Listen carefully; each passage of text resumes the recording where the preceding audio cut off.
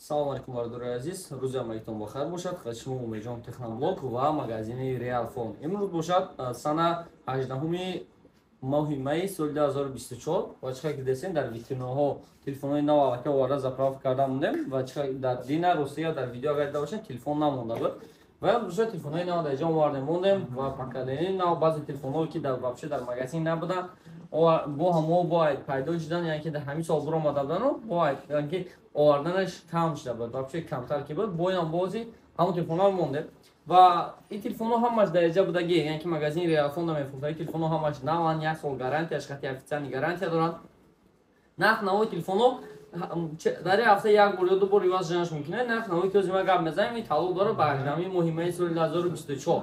Агар ки шумо хоҳем ки нархномаи нави телефонҳоро ҳама вақт маълумот гирен ва бахабар шавед аз навигариҳои ҳамин телефонҳо ва нархномаҳо, ҳамин телеграм-канал ки дар ҳамин тараф шумо дидесен, телеграм-канали Real Phone Москва, дар ҳамин телеграм-канал муроҷиат кунед ва дар ҳамҷо обуна шуда монед. Чиқар дидесен зиёда аз қариб 5000 нафар дар ҳамин телеграм-канал аъзо ҳастанд ва дар ҳаминҷа ҳар як навигарие ки дар магазини мо мешавад аввалин шуда дар ҳаминҷа ҷо мекунед.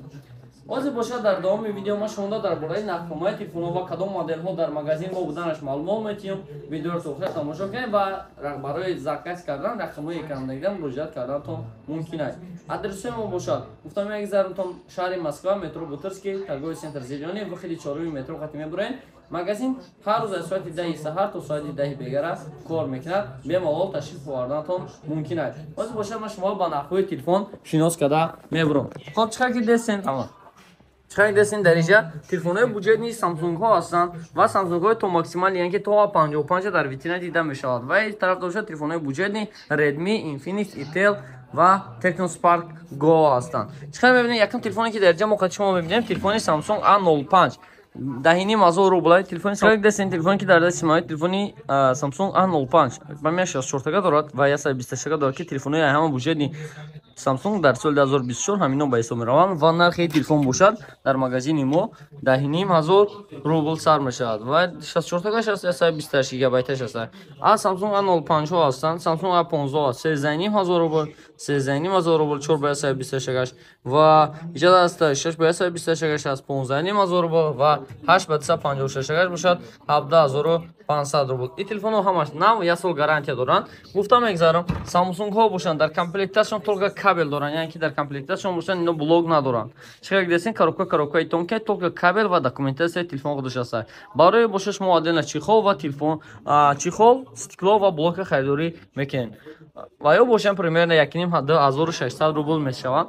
ва яҷара бошад беғайр Samsung A15 A25 ҳастанд 20,6 ба 128 20,990 рубл ва сафед свети сиёҳ аст. Samsung A34 20,990 рубл, Samsung A35 30,490 рубл, Samsung A54 8 ба 128 30,490 рубл ва яҷара бошад телефони дигари мо бошад Samsung A55 дар соли 2024 буромадагӣ, яъне ки як моҳ пеш буромадагӣ телефон. Нархи бошад дар магазин мо 32,990 рубл. 32,990 рубл. Ҳамин телефон дар магазинҳо, яъне ки як ҳафта пеш нархи фурӯшиш 35,000 буд, ҳозир бошад 10,000 рубл арзон шуда. Ино бошад албатта нархҳои телефонҳои Samsung дар соли 2024 дар моҳи майи 18 сана. ва ҷа бошад телефонҳо iPhone-ҳо ҳастанд. iPhone-ҳо бошанд пад заказ мешаванд ва пад заказ метавонед ки iPhone-ҳоро заказ кунед ва ҷа бошад Samsung S вариантҳо. Нархҳои ҳама ино албатта чиқар гуфтам дар телеграм-канали Real Phone Москва мешавад. Ҳамҷа дар омада маълумот гирифтанатон мумкин аст. ва ҷа бошад аллакай телефонҳои буҷетни ки Redmi-ҳо сар мешавад. Албатта Redmi-ҳо бошад A3 Redmi A3 бошад ҳама телефони арзони мо ҳозираш Samsung A3 64 гигабайтагаш нархаш бошад 6,500 рубл ва A3 128 бошад нархи бошад 7,990 рубл. ва ҳама телефоне ки бисёр мардум талаб мекунанд телефони Redmi 12S 64 8,500 рубл ва 128 телефон бошад нархаш дар магазин мо 10,000 рубл ташкил мекунад. Инҷа на боз дига моделҳо албатта чиқар гидесен. Инҷа бошад Itelo бардори азиз свети сиёҳ ҳаст, свети голдш аст. Свети голдш ин свети аст ки ҳам мардум ҳам завонҳо метавонанд истифода баранд. Дизайнш десен чиқар дизайни чотки хати буровардаганаш ва ҷои зарурна ки телефон Type-C, наушник дорад, колонка дорад, ҳама чиза дар худаш дорад. Комплектасияш чихол, памяташ бошад 256 гигабайт ва новобаста аз оне ки 256 гигабайт памят дорад ва комплектасияш ҳама чи аст, нархаш бошад ҳамагӣ 8490 рубла ташкил мекунад. Ва дар ҷо бошад телефонҳои Realme. Телефонҳои Realme ҳастанд ки Realme S55, S35 ва Realme бошад S67 ҳастанд ки ино телефонҳои игравой ҳисоб мешаванд. Ва телефонҳои игравой ки ҳисоб мешаванд, ин хел телефонҳо метавонед ки бемалол омодаи магазин мо харидорӣ карданатон мумкин аст.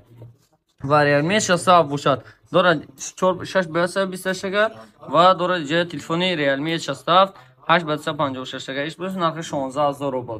ва иҷа бошад Realme 11 аст 17000 рубл, Realme 11 Pro бошад нархи бошад 23000 рубл. Телефоне ки бениҳоят мардум масалан мухлиси ҳамин телефони Armor A17, телефони Armor 17 Pro ном дорад ки 8+5 13 оперативка дорад ва 256 гигабайт памят дорад. И телефон бошад бғалтат намешканад, дар дриё будрояд ҳичи намешавад, свободна телефон кор мекунад. Худо ғадош боира дар комплектасияш қати ва телефонама шумода ҳамаша нишон медиҳад. Қафош бошад карбони ве ягон чиз намешавад. ҳозир бошад дар об и телефона худо хоҳад тест мекунем. ва иҷа бошад телефонҳои Redmi 13, Note 13 ҳастанд 16000 рубл, Redmi Note 13 256 гигабайташ 18500 рубл ва Redmi Note 13 Pro бошад нархи 24000 рубл 256, X6 Pro 3490 рубл, Redmi Note 13 Pro Plus бошад 33000 рубл ва 256 нархи қимат мондагием ба фикр даҷа. Ё ами хелай нархи 37500 рубл ба фикр нархи вазш дага. хай хубтар дар Telegram канал даромада тамошо кунед, маълумота хуштар мегиред. ва иҷа бошад телефонҳои Tecno Spark, Infinix ва Camon ҳастанд, технологи Honorҳо ҳастанд. чиқар гидаси нархошон 8000 рубл сар мешавад, 7500 рубл сар мешавад. бемалол то ҳама нархош харидорӣ кардан да мумкин. Tecno Spark 20 11500 рубл, Tecno Spark 10 Pro телефон легендарне ки ҳама суроғаш мекунад 826 13490 рубл аст. дар ҷа телефоне ки батарейкаш 7000 мач, яъне хеле телефонҳо ҳастанд, телефоне ки батарейкаш 7000 мач ва барои бардорие ки такси кор мекунанд ё ки навигатор дар курьеро кор мекунанд, барои навигатор чотка кор мекунанд ва комплектация ҳама чи дорад. нархш бошад 826 13000 рубл ва Camon 20 15000 рубл, Honor X8 бошад 13000 рубл. айран 5 штук мондагай тамом. баъди уже нархи ваз мешавад. ва телефони Honor 90 бошад 35000 рубл. чиқар гидаси ҳамин моделҳоро ҳамаша шумо магазини мо харидорӣ карда метавонед. ва ин тараф бошад аксессуарҳо ҳастанд ки барои ҳамаи моделҳои телефонатон ки дар соли 2023 ва 24 бро харидорӣ кардагӣ метавонед ки свободно омодаи магазин ва аксессуароша харидорӣ карданатон мумкин. албатта ногуфта намонад. албатта дар ҷа чиқар гидасин Real Avia ҳам фаъолият мекунад. дар Real Avia ки авиакасса ҳаст, дар ҷа метавонед ки свободно омодаи магазин ва авиакасса баред харидорӣ кунед. ва рақамҳо барои муроҷиат 925 371 0388 авиакасса бошад. хаш зани тай набошад барои нархҳои билетҳо мепрезентшон.